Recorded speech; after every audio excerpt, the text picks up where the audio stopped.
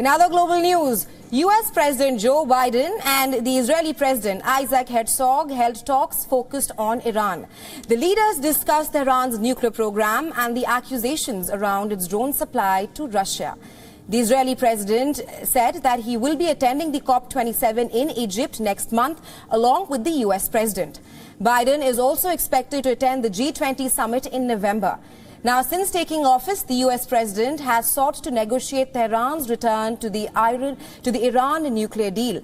But reports of Iran supplying drones to Russia has angered Biden.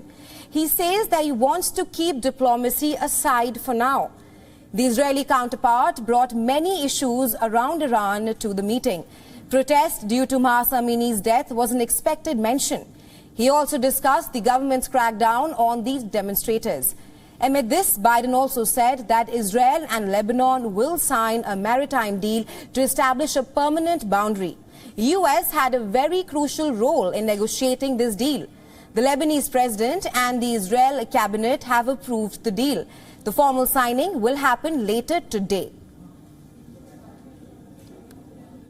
זה הישג מדיני. לא כל יום מדינת אויב מכירה במדינת ישראל בהסכם כתוב מול כל הקהילייה הבינלאומית. לא כל יום ארצות הברית וצרפת מתייצבות מאחורינו ומעניקות ערבויות ביטחוניות וכלכליות להסכם. Now, the agreement between Israel and Lebanon is meant to resolve dispute in the eastern Mediterranean Sea. Lebanon aims to explore more natural gas in the area, while Israel is already producing natural gas at the nearby fields. The deal sets a border between the Lebanese and the Israeli waters for the first time, and it also establishes a mechanism for both countries to get royalties from Total Energy's exploration for an offshore gas field that straddles the boundary. The two leaders discussed the importance of de-escalating tensions in the West Bank. The U.S. president reaffirmed his commitment to Israel as well. We're also going to discuss the ironclad commitment, and this is, I'll say this 5,000 times in my career, the ironclad commitment the United States has to Israel based on our principles, our ideas, our values. They're the same values. And I've often said, Mr. President, if there were not an Israel, we'd have to invent one. And for more on this, our correspondent Jody Cohen is joining us live from Ranana. Welcome to the broadcast, Jody. Now, my first question to you is that U.S. President Joe Biden met with his Israeli counterpart yesterday. What came out of the meeting? What were the key issues apart from Iran and Ukraine war? Right, so I think, first of all, I just want to comment on the symbolism of this meeting. We've got two presidents here speaking just days or a couple of weeks before elections are taking place in Israel and in the United States. Now, President Herzog stressed that the Israeli-US relationship is above internal politics, no matter the result of those elections. And President Biden, too, we just heard, emphasizing the shared values between the two countries.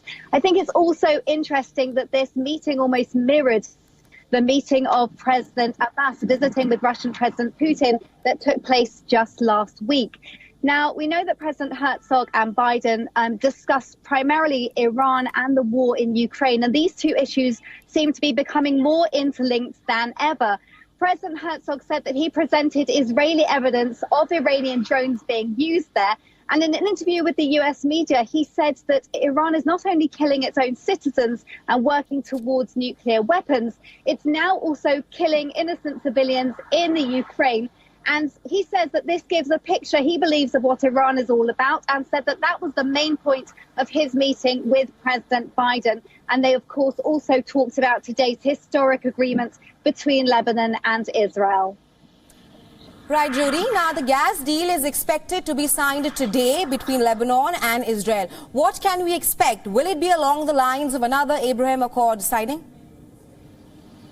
So that's an interesting question. So we know that the Israeli cabinet has just announced that they've approved this deal with Prime Minister Lapid, saying that this is a security, a diplomatic and economic achievement. Later on at 3 o'clock local time, there's going to be a signing ceremony at the Nakura UN base, which is just over the Lebanese border.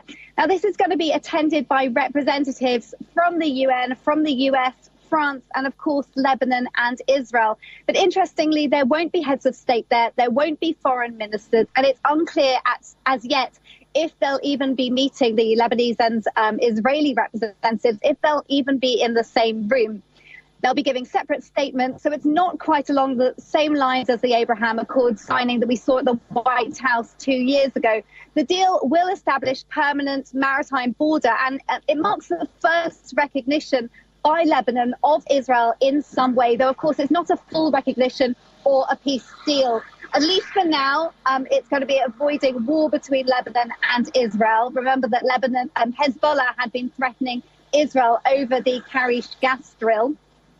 The deal hasn't been welcomed by all. There is a question about why Prime Minister Lapid didn't take this to a vote of the Knesset and just relied on the cabinet voting. There were 4 legal challenges, all suggesting that as an interim government, they didn't have the authority to give up Israeli territory, and also so close to the election. And the timing will also be significant because it's so close to this election, and it remains to be seen if it's going to be giving a boost to Prime Minister Lapid, or indeed if it might give a boost to former Prime Minister Netanyahu. Right, Jody, thanks for joining us on WION this hour. Thanks very much. Thank you.